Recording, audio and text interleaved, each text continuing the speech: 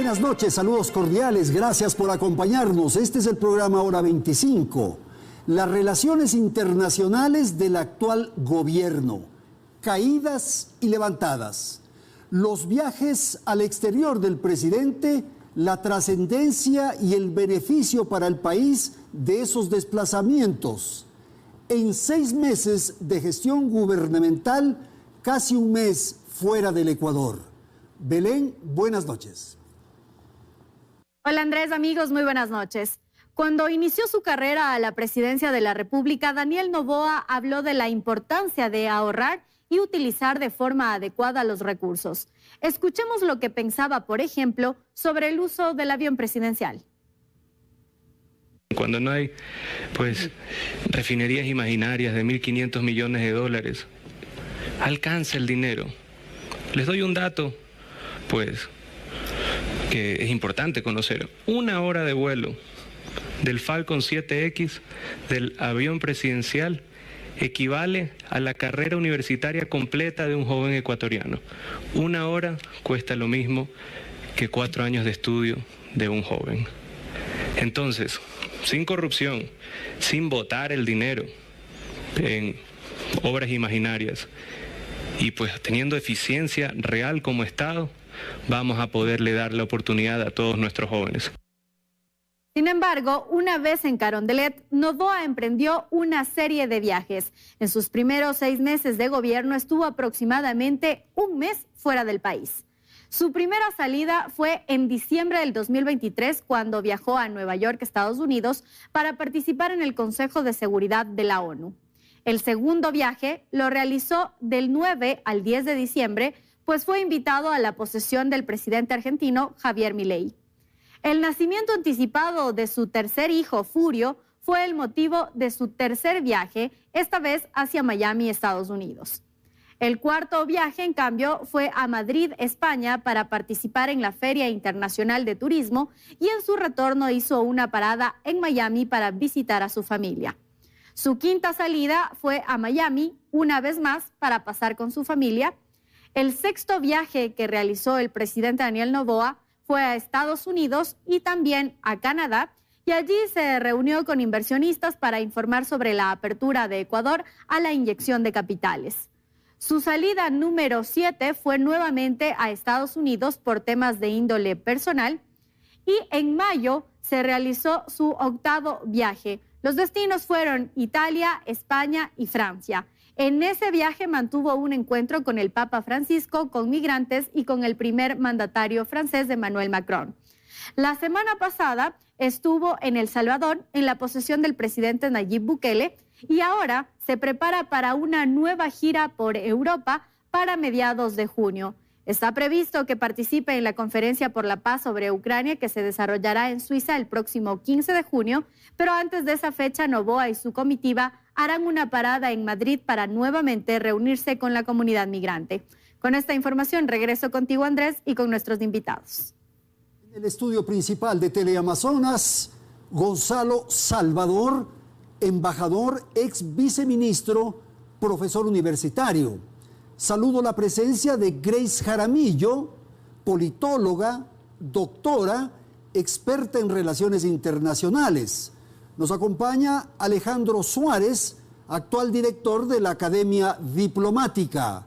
Y doy la bienvenida a Esteban Santos, abogado internacionalista, docente universitario. Aquí empezamos. Esteban, quisiera darle la palabra a usted. Hemos hecho un señalamiento de los viajes del presidente. ¿Cómo entender, cómo descifrar, cómo comentar esta situación? Buenas noches. Gracias, Andrés. Buenas noches y buenas noches con quien nos ven. No puedo dejar de reconocer y agradecer este panel de tan alto nivel, y creo que me siento honrado de estar aquí porque estoy seguro que lo que vamos a tener es un debate de ideas.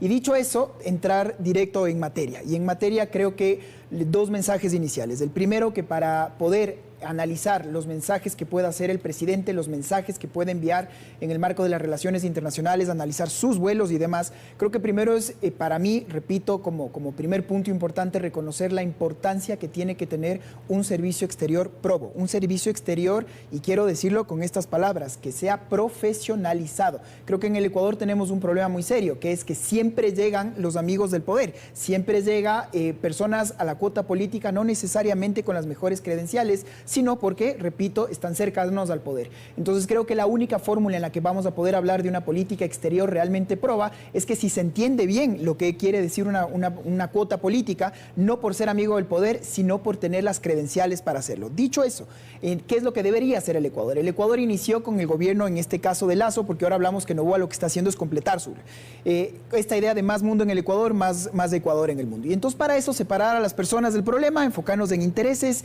y no en posiciones. ¿Qué necesita el Ecuador? Llegar a sus principales mercados, llegar a tener justamente una oferta que podamos vendernos al mundo como un país justamente serio y que pueda traer inversiones. Y para eso, revisemos quiénes están entonces representándonos en los Estados Unidos, revisemos quiénes nos están representando en la Unión Europea, en el marco de la Organización Mundial de Naciones Unidas, y creo que en ese sentido podemos estar viendo si es que estamos o no estamos encaminados en el buen camino. Gracias, Esteban. Grace, ¿se le da mucha importancia a los viajes? ¿Tienen alguna trascendencia?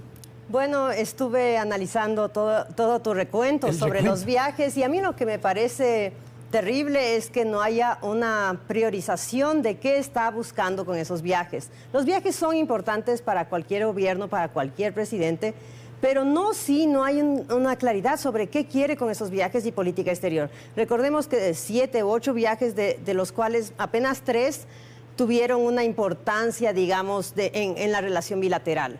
Lo segundo, me parece que son viajes proselitistas, perdónenme que lo diga, pero son proselitistas con la comunidad migrante, donde un presidente que quiere proyectar una imagen internacional de relevancia no puede estarse solo reuniendo con la comunidad migrante sin una agenda estratégica. ¿Cuál es el acuerdo que logramos con esos viajes? ¿Qué se logró con España? ¿Qué se logró con Italia? ¿Qué pasó? Y lo que más importa de cara a mejorar la política exterior del Ecuador, y me preocupa mucho que vaya a esta cumbre de Ucrania en Suiza, porque si uno no cuida las relaciones internacionales con las potencias y lo que dice y lo que hace, muy estratégicamente, más aún después de lo que pasó con México, podemos estar en problemas. ¿Y por qué digo esto? Porque yo estuve presente cuando fue como presidente electo a Washington, y lo que dijo no fue lo más adecuado. Es más, me quedé preguntando a los presentes qué les pareció. Estaba ahí representantes de Homeland Security, del Departamento de Estado, y se quedaron impresionados y mal, porque fue claro que no tenía una claridad de cuál es el norte de la política exterior. Y el norte en este momento para mí es clarísimo: reconfiguración estratégica, priorización del Ecuador frente al escenario internacional, tratando de conseguir cooperación para lo de seguridad. Tenemos que garantizar otra vez que el Ecuador sea una isla de paz, o vuelva algún día, podamos soñar algún día con eso. Gonzalo, lo que acaba de decir Grace y también Esteban, la necesidad de que estos viajes se justifiquen, que exista un norte, ha dicho Grace, y que haya una agenda, no solamente por ir y solamente por ir. Bueno, yo en cuanto a los viajes, yo creo que presidenciales son muy importantes. No nos olvidemos que ahora prácticamente hay lo que se llama la diplomacia presidencial, ¿no? Y cada vez son más frecuentes los encuentros entre jefes de Estado, ya sea a través de los mecanismos de cumbre o estas invitaciones a las transmisiones de mando, donde los presidentes mantienen diálogos políticos, ¿no? Y bueno, aparte de ello, sí, yo creo que el presidente sí ha tenido claro en sus viajes, yo diría priorizar 2 puntos en la agenda internacional. Uno, y en esto coincidimos quizá con Grace, ¿no?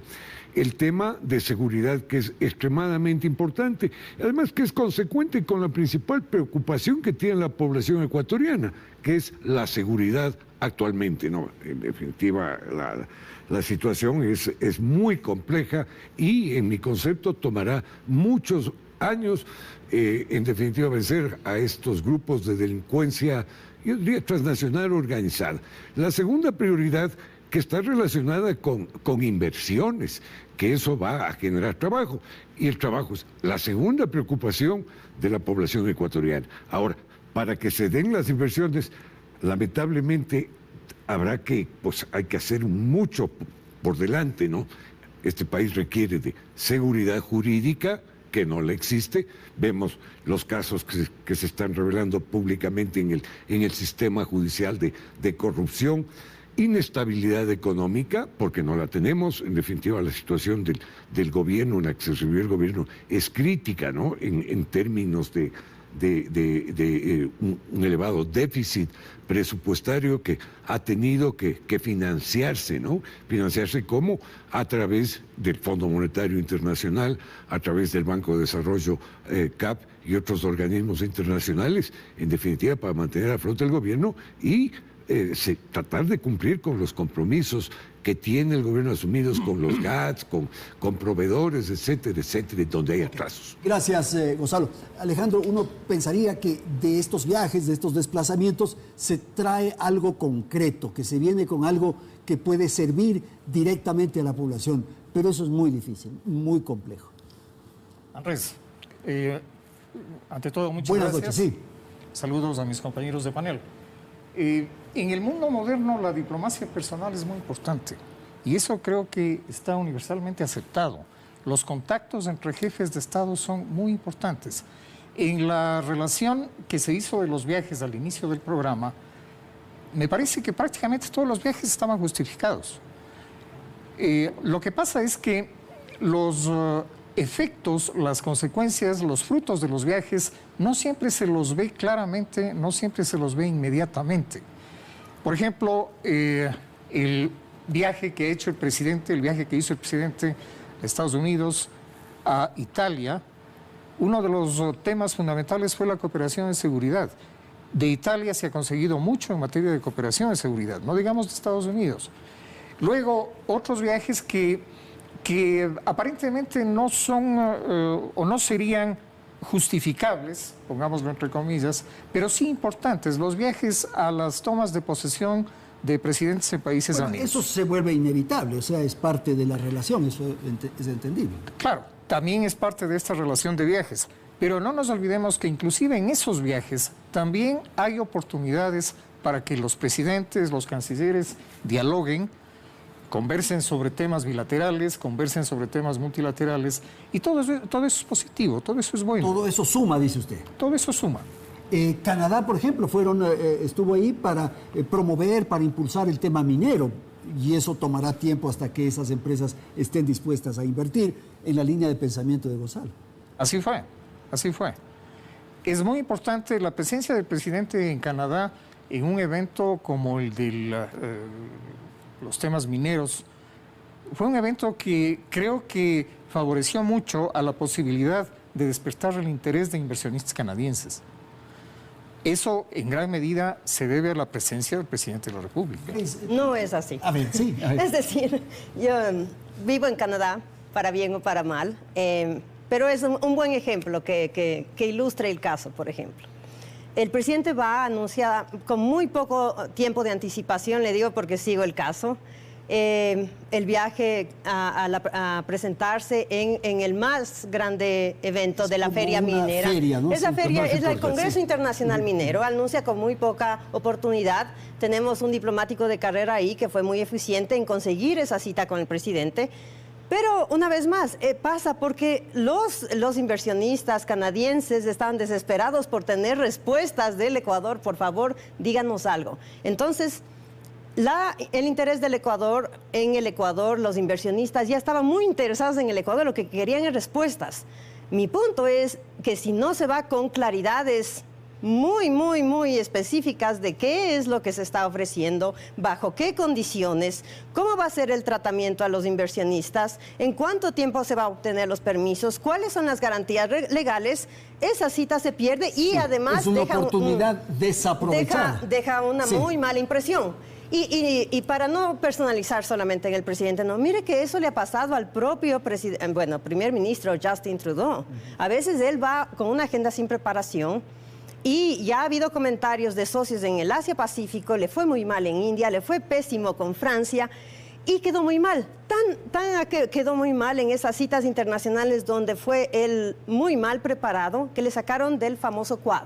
El Quad es un consejo asesor ahora de alto nivel de seguridad en el Asia-Pacífico, siendo uno de los mejores socios de Estados Unidos. Entonces no es una cosa muy simple de solo relaciones personales, si no se tiene nada que decir. Claro, con una agenda, con un norte, como decías, exacto, absolutamente claro. Y si te menciona a la reunión por el tema de Ucrania. ¿Qué ocurre ahí? ¿Cuál es el riesgo de ir a una cita de esa naturaleza? Bueno, es una de las citas más complicadas de este año. ¿Por qué? Porque, o sea, se va a enfrentar Occidente, básicamente van a estar ahí los miembros de la OTAN y va a estar absolutamente observado por Rusia y China. Claro.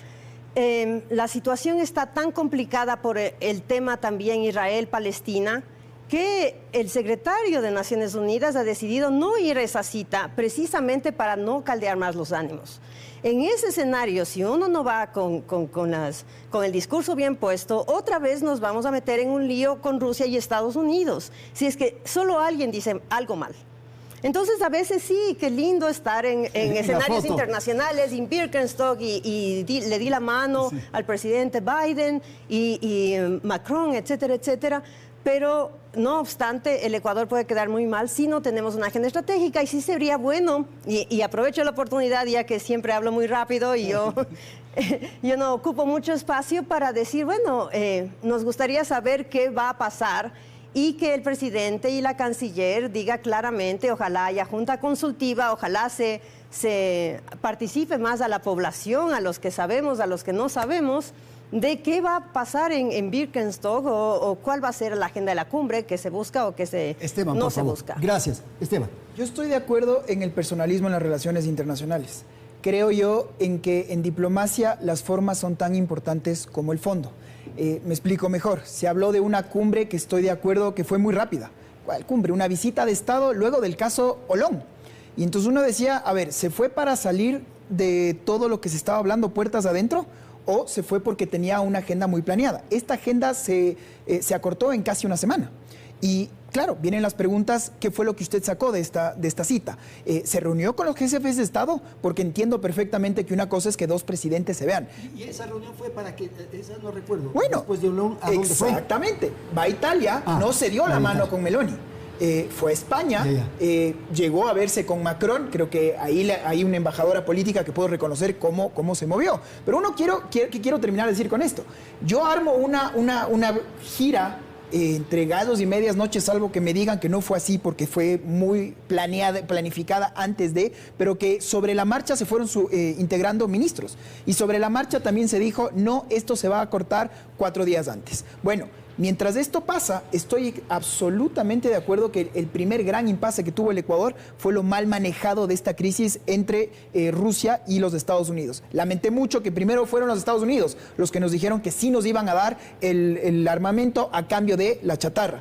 Luego nos dijeron que no, que esto eran los mosquitos jorobados. Después el Ecuador dijo que ya las medidas medioambientales, y todo el mundo entendía que nadie estaba hablando de mosquitos jorobados. Claro. Esto era un tema geopolítico, y al final se reconoció que era armamento, que iba a llegar a Ucrania. Y después fue Rusia, no el Ecuador, Rusia la que dijo ya no va a mandar nada al Ecuador. Entonces siempre llegamos un poco al último. Y termino en México, que es nuestro impasse más reciente. Bueno, si es que la escalada del conflicto es tan alta, si es que México nos lleva al multilateralismo, nos llevó a la OEA, nos llevó a algunos foros, ¿no tenía que estar entonces ahí la canciller? ¿No tenía que estar ahí el presidente, como por ejemplo fue el tema de Angostura, que se dijeron de todo, Correa y Uribe, pero estuvieron ahí y la presión fue tal que se dieron la mano? ¿Qué piensas tú, Gonzalo, de eso? Respecto a este último punto, pues la reunión de la OEA, fuimos representados ahí por un viceministro de Relaciones Exteriores encargado, con la participación de un extraordinario embajador de carrera y un exministro, el embajador Mauricio Montalvo. Y yo creo que la defensa que hizo Ecuador en la OEA fue de lo más exitosa, y fruto de ello es el texto de la resolución del Consejo Permanente, la número de la OEA, ¿no? 1253, que es una declaración bastante balanceada en términos de que sí se condena, porque indudablemente el asalto o la transgresión a la inmunidad, a la inviolabilidad de una misión diplomática es muy grave, ¿no? Pero por otro lado, también se deja constancia en la resolución, en definitiva, de que el asilo es una institución muy seria y que tiene toda la convención del año 54, tiene que ser tomada en su integralidad.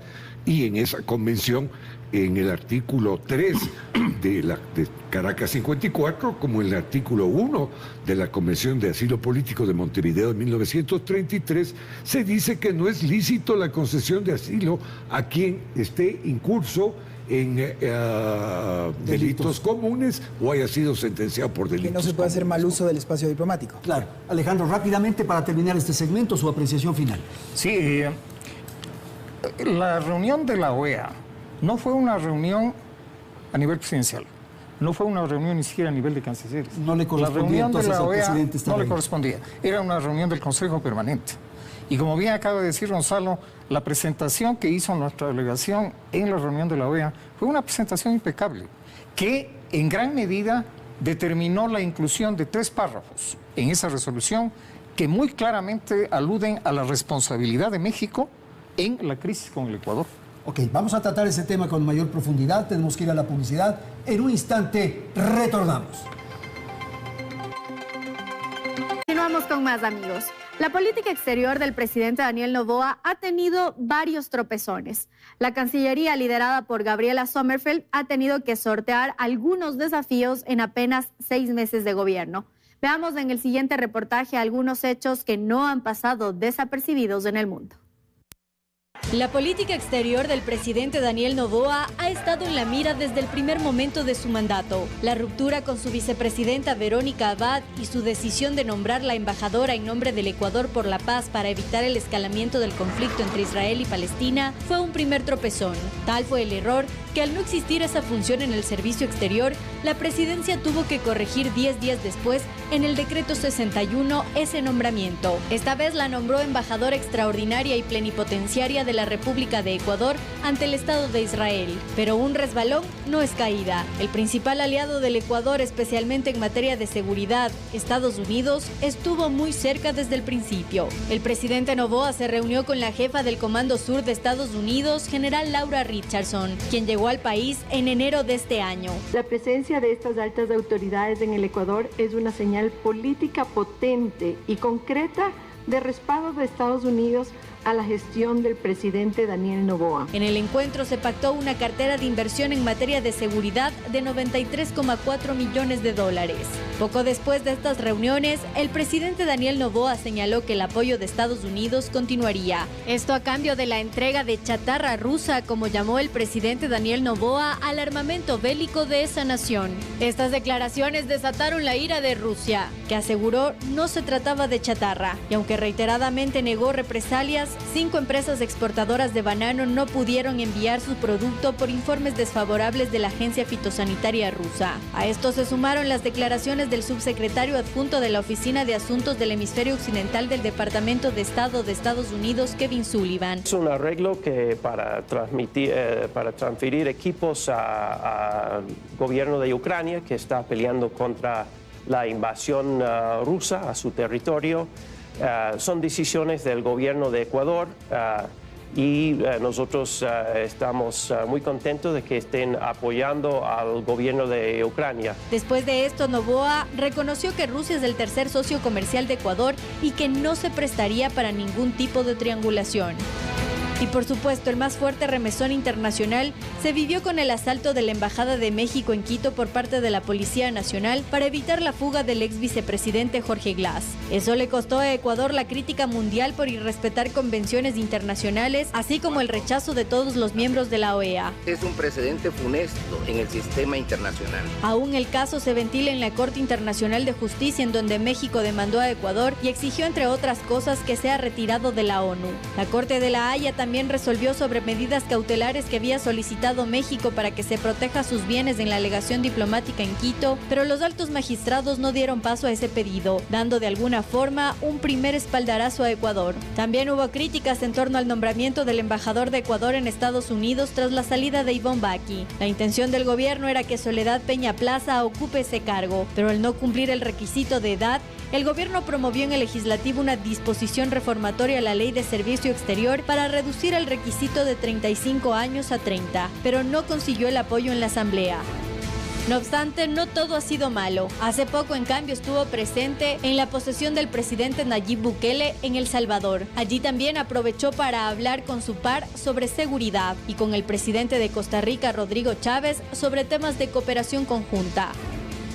Además de este periodo, ha sido importante en cuanto a acuerdos comerciales. Se ratificó el acuerdo con Costa Rica y entró en vigencia el acuerdo comercial con China, aunque hay que reconocer que el mayor trabajo se hizo en el gobierno del expresidente Guillermo Lasso. Hoy por hoy avanzan las negociaciones para un acuerdo comercial con Canadá y es prioridad para el gobierno que la ley IDEA con Estados Unidos permita ampliar los mercados. Bien, vamos a presentar nuestro siguiente mensaje, nuestro segmento de este momento. Yo le quisiera proponer un análisis respecto al desarrollo de la política internacional del presidente Noboa desde la apreciación que Belén ha mencionado, que ha tenido varios tropiezos.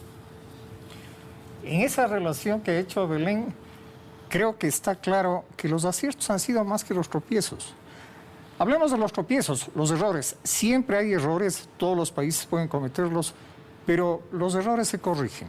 Yo creo que el episodio de las armas rusas se superó, se corrigió.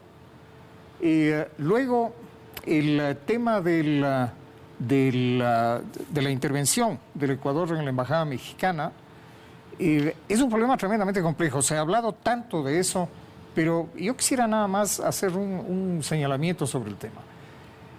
En primer lugar, ¿cuál era la alternativa que le quedaba al Ecuador?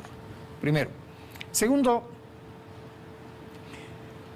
el Ecuador ha explicado perfectamente en la demanda que presentó contra México en la Corte Internacional de Justicia las razones por las cuales hizo esa intervención. Y creo que en el fondo del asunto está precisamente eso, las razones.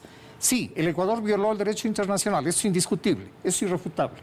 Pero, ¿cuáles fueron las razones? El origen, la razón por la que se produjo. El origen, las razones, y creo que, poniéndole inclusive en números, si es que México nos acusa de violar un convenio internacional, nosotros le hemos acusado a México de violar por lo menos 4 convenios internacionales, y yo agregaría uno más, serían 5.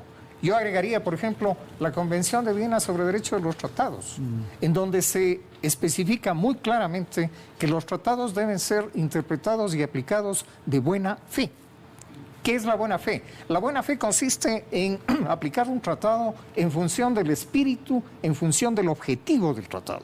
Y si nos remitimos al convenio de Caracas sobre asilo, que México lo ha desnaturalizado, ese convenio fue hecho, el espíritu de ese convenio fue el proteger a los perseguidos injustamente, el proteger a las personas perseguidas por razones políticas, religiosas, raciales, pero no se hizo para amparar a delincuentes. México no tuvo buena fe al interpretar ese tratado dándole asilo a un delincuente. Más allá de lo de México, embajador Salvador, su apreciación de estos 6 meses de gobierno del presidente Noboa en el ámbito internacional. Bueno, 6 meses realmente es muy poco tiempo. Ese es el tema, que es muy poco tiempo, pero ha habido varios episodios de tensión. Resultados, ¿no? En definitiva, pero vemos que hay avances importantes, por ejemplo, en lo que es la lucha contra el narcoterrorismo. Va a ser, como ya lo dije antes, va a ser algo que tome muchos años derrotar a estos grupos de delincuencia organizada que tienen profundas vinculaciones, además, con la delincuencia organizada transnacional y los carteles mexicanos de Jalisco Nueva Generación y el cartel de Sinaloa, más los grupos delincuenciales colombianos, en fin. Yo creo que ese es un triunfo destacable. Lo de las inversiones sí tomará tiempo. Grace anotaba, por ejemplo, que fue el presidente a esta convención, a este Congreso Minero en Canadá. Yo creo que el hecho de la presencia del presidente en un foro de esta naturaleza a dar seguridad a los inversionistas, sin llegar a la letra fina, porque probablemente esa sea la función más del ministro de Recursos Naturales, de minería o lo que fuere, ¿no?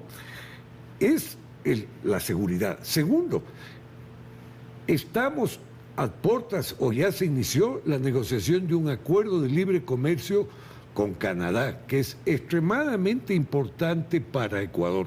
Somos dos economías no competitivas, sino complementarias, ¿no? En definitiva, una baja de aranceles para una serie de productos agrícolas procesados, etcétera, sería altamente beneficiosa para Ecuador.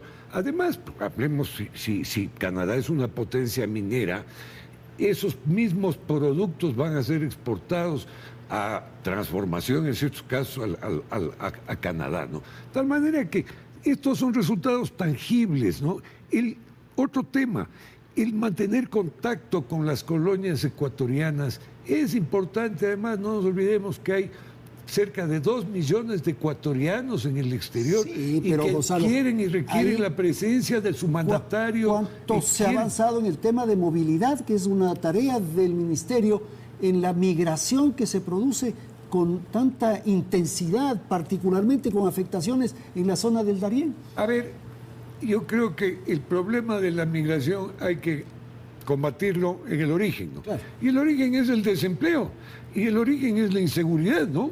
Entonces, el momento en que hay empleo, hay seguridad y hay estabilidad económica en el país, que es porque está luchando el gobierno, yo creo que esa migración va a parar. La semana pasada hubo una entrevista muy interesante, una reunión Zoom con el analista económico Vicente Albornoz, en definitiva, y él apuntaba pues que estamos viviendo años muy duros de inestabilidad económica, de dificultades grandes, ¿no? Entonces, y angustia en la población. Vamos a tener un crecimiento menor al 1%, ¿no? Claro, este año. Entonces, claro, pero las relaciones internacionales, volvamos a eso, Grace. Una vez más, siento diferir. A ver, por favor. Con Alejandro y con Gonzalo. Sí. Pero yo creo que el presidente, por desgracia, está muy mal aconsejado. En relaciones internacionales no tiene una visión como estratégica o rápida o dinámica de lo que son las relaciones internacionales actuales. Voy aún más, o sea, del recuento que hizo Belén es muy claro desde ese inicio, en donde no hay una visión. Siempre el presidente o la canciller o los dos ofrecen a la comunidad internacional, y no solo a la comunidad internacional, sino al pueblo ecuatoriano, qué van a hacer en política exterior, cómo lo van a hacer, cómo sumamos esfuerzos para lograrlo. ¿Cuál fue su primera, digamos, misión? Hacer algo tan parroquiano como decir que va a mejorar el proceso de paz enviando a su vicepresidenta, que a todas luces para ese entonces ya era su peor enemiga. ¿Qué estaba diciendo a toda la comunidad internacional? Porque todos los embajadores tienen internet y además ven lo que pasa y saben lo que pasa en el Ecuador. No necesitan la nota diplomática, es decir, miren, Ecuador se está burlando de uno de los conflictos más difíciles, más cruentos, más dramáticos de la historia reciente de la humanidad. Y aún más, o sea, podemos ir también con las nominaciones políticas. Soledad Peña, por ejemplo, es un insulto. Yo que estoy haciendo este trabajo de ser profesora e investigadora en relaciones internacionales por más de 25 años, cuando una vez estaba investigando qué pasa en Asia-Pacífico, por ejemplo, durante la época de Correa, los diplomáticos en Singapur, en China, decían que para ellos es un insulto que se mande embajadores políticos que no tienen experiencia, porque en todos los países que se respetan, la carrera diplomática es muy estricta, se manda a los mejores embajadores, por supuesto, a sitios estratégicos como Estados Unidos y demás, Y esto tiene un valor específico. ¿Sabe qué? Aquí le tengo, y lo vengo monitoreando, es decir, Estados Unidos nos da 16 millones en cooperación. No solo necesitamos cooperación para las operaciones estratégicas o de droga y demás, necesitamos sobre todo cooperación al desarrollo. Y sin embargo, es increíble que con Estados Unidos solo nos dé 16 millones de dólares. Eso es no tener un embajador al más alto nivel que pueda abrir puertas en Washington, que pueda buscar estos bonos de impacto social, etcétera, etcétera. Y bueno, ni siquiera empiezo con lo de, digo algo de México, porque recordemos que el presidente, bueno, el ex vicepresidente Glass entró a la embajada un 17 de diciembre y el asalto a la embajada se da el 5 de abril. Hubo 4 meses para que la canciller haga gestiones al más alto nivel, y estoy hablando de Estados Unidos. Le podía haber ido a visitar al secretario Blinken, le podía ido a ver a visitar a Chile, un socio estratégico, buscar aliados estratégicos para convencer a México de no hacerlo. Ok. De acuerdo. ¿Cuáles eran las alternativas? Nos preguntamos. Pero han habido muchos errores. Si uno... No solamente en lo de México, no solamente en lo de la vicepresidenta, lo de la chatarra, en fin, ¿qué ha pasado? Yo vuelvo a un poco la misma idea. Cuando llego a la universidad y mis estudiantes de los terceros secretarios entraron 3 y se presentaron más de 500.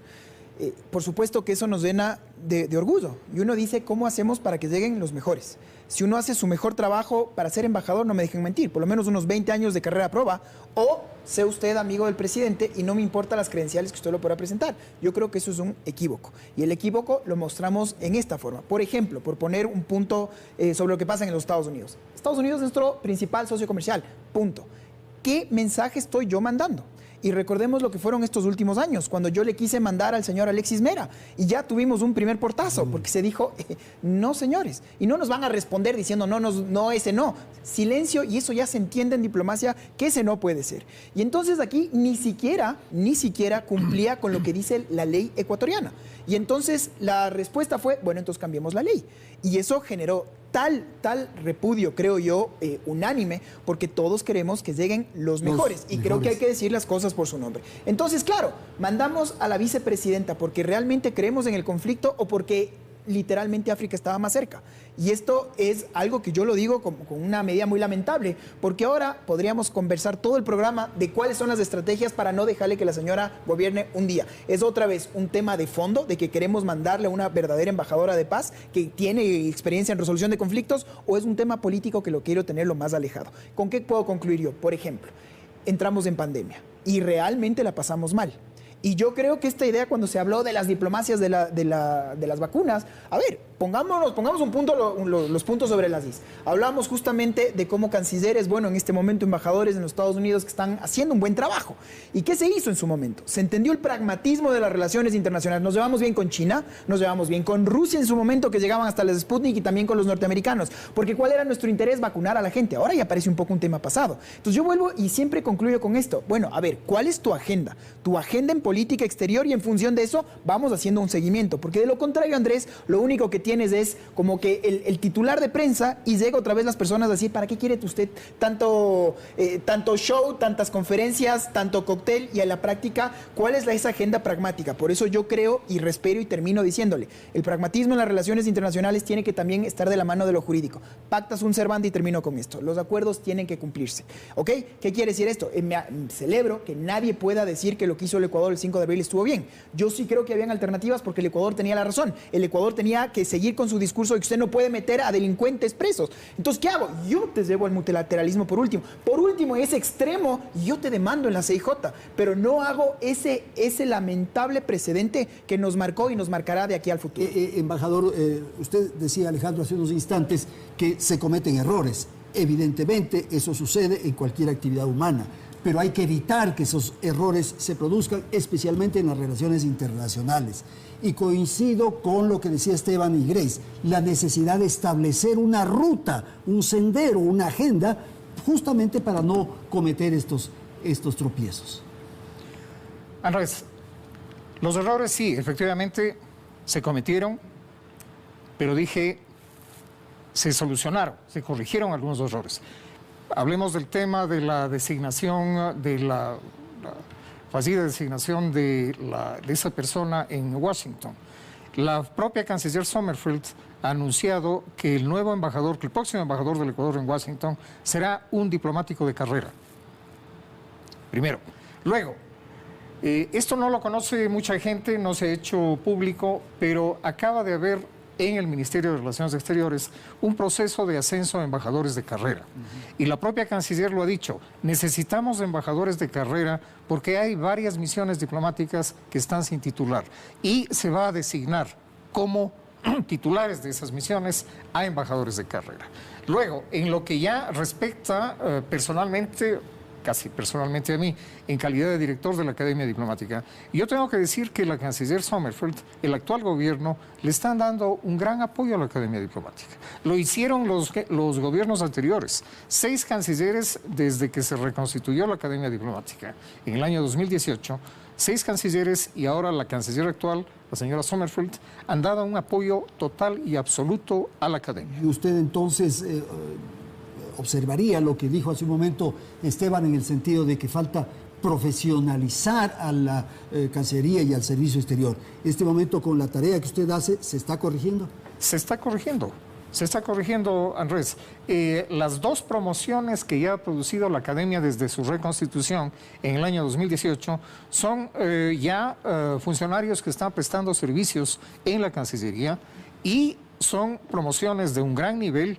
La propia canciller Sommerfeld lo ha reconocido, lo ha dicho públicamente, y eso efectivamente es un aporte a la profesionalización del servicio exterior. Tengamos en cuenta, todas las posiciones directivas en el Ministerio de Relaciones Exteriores están a cargo de funcionarios de carrera.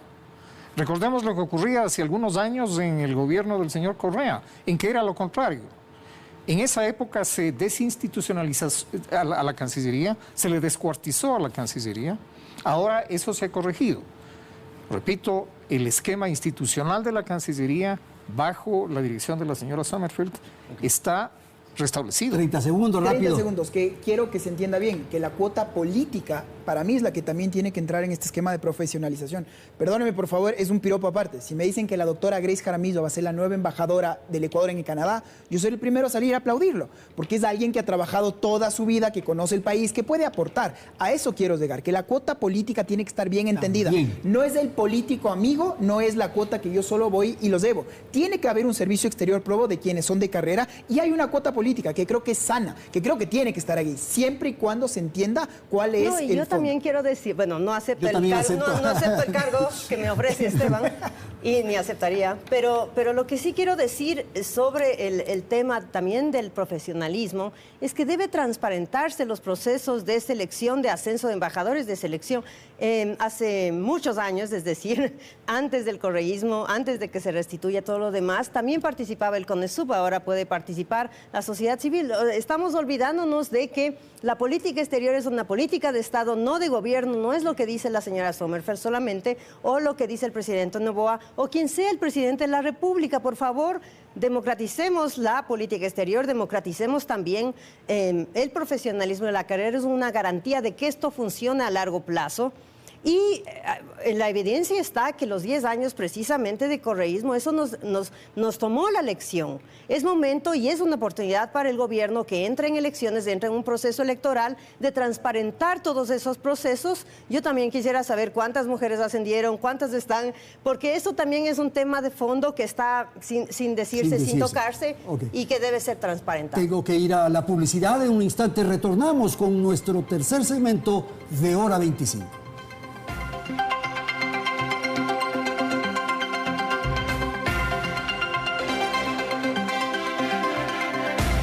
Vamos con la parte final del programa y le voy a dar la palabra al embajador Salvador para que nos dé su apreciación de algo que escuchamos en el segmento anterior y que me parece que se vuelve fundamental: establecer la relación internacional, la diplomacia como una política de Estado. Por favor. Indudablemente hay que tener políticas de Estado en materia externa, ¿no? Es fundamental. La diplomacia no se improvisa. Todo viaje que realice el presidente tiene que ser meticulosamente trabajado. Ahora, respecto al tema que se tocó de la cuota política, yo personalmente me honro de haber trabajado con valiosísimos embajadores políticos, siempre y cuando se respete lo que dice el artículo 84 de la ley, que esos nombramientos sean a personas que tienen méritos y que hayan prestado servicios relevantes al país. Tu mismo abuelo fue un embajador político en México, don Benjamín Carrión, un hombre extraordinario. Y así podemos contar muchísimos, porque eso enriquece y estimula al propio servicio exterior. Otro punto, seguir con la profesionalización del servicio exterior. Fui presidente hace 2 años, por 2 años, de la Asociación de Funcionarios y Empleados del Servicio Exterior y se dio gran apoyo a la profesionalización, al restablecimiento de la Academia Diplomática, porque es la base. En definitiva, los diplomáticos políticos tienen que trabajar de la mano con los diplomáticos de carrera. Entonces, ahí vamos en un mismo sendero, en una misma línea. Ok, gracias. Grace, por favor, ¿cómo resolver esto un poco? ¿Cuál sería la idea ya para ir cerrando?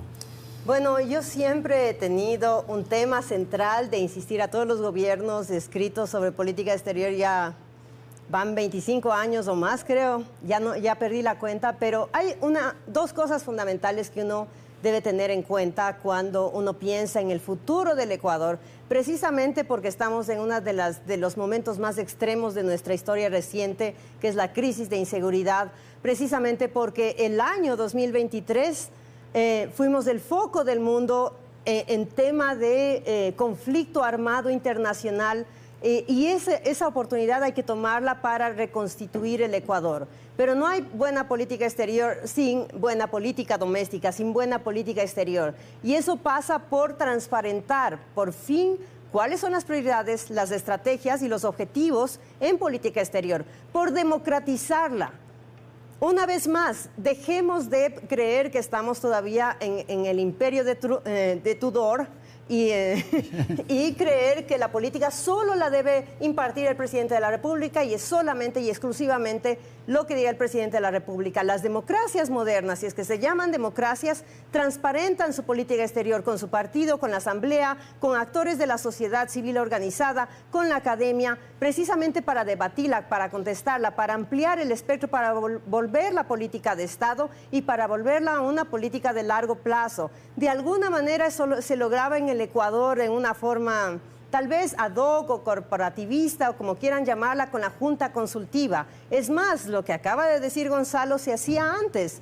La Junta Consultiva tenía que rever los procesos y además tomar en cuenta muy selectivamente quiénes estaban como candidatos a embajadores de plazas importantes en el país como cuota política. Yo también apoyo la cuota política, pero solo por excepción y solo cuando consideramos que personajes importantes del país pueden prestar altos servicios nacionales. Ese fue el caso en diversos gobiernos. Estoy pensando en Hernán Pérez Luz en el gobierno pasado, estoy pensando, por ejemplo, aunque ya estaba a destiempo, o sea, no se debió dar en ese tiempo porque ya estaba en proceso la representación del Ecuador, pero aún así, altos fines nacionales. Pero lo que es más importante es también profesionalizar el servicio y respetarlo, porque así es una cuestión de respeto y es una cuestión de largo plazo. Gracias. Por favor, Alejandro, su apreciación de cómo ir resolviendo estos tropiezos, para volver con la expresión. Sí, pensemos en lo que Grace acaba de decir, lo que ya se ha mencionado, la política exterior de Estado.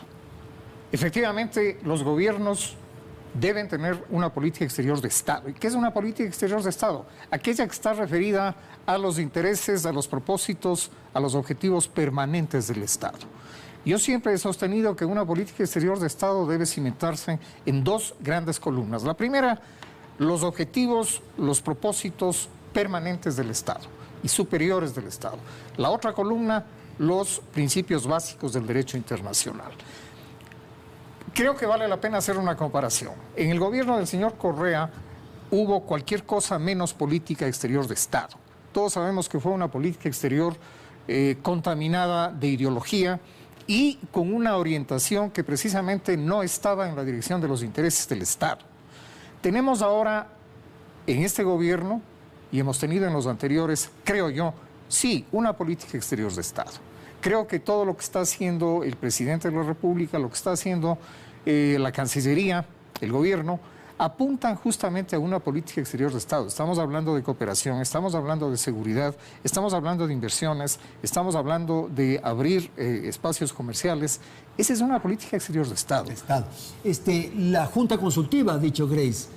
¿Usted es partidario, Esteban? Sí, de la Junta Consultiva, y sí creo que de las personas que creemos en las relaciones internacionales, que vuelvo otra vez a la universidad y pienso cómo le motivo a ese nuevo estudiante de ciencia política, de relación internacional, a las futuras generaciones de internacionalistas, de estudiar, de trabajar, de opinar, de generar un debate público en lugar de apuéstale a una candidatura de un partido y a ver si es que eso es una lotería y llegas.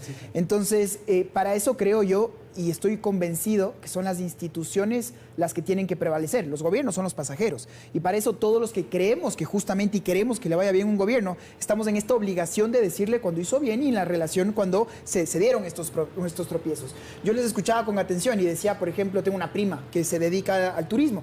Decía, ¿qué fue? ¿Por qué el Ecuador no tiene esta exención del visado bendito con la Unión Europea y demás? Y le digo, a ver, ahí tienes este es un mejor ejemplo de una oportunidad perdida. Porque en su momento dijimos que éramos muy soberanos y como éramos muy soberanos no queremos firmar el acuerdo con la Unión Europea. Bueno, pasaron 3 años porque en su momento se dijo solo Unión Europea con la Comunidad Andina. Bueno, estaba el comandante Chávez, estaba Evo Morales, estaba Toledo, estaba Uribe, los que sí querían el acuerdo y los que no queríamos el acuerdo.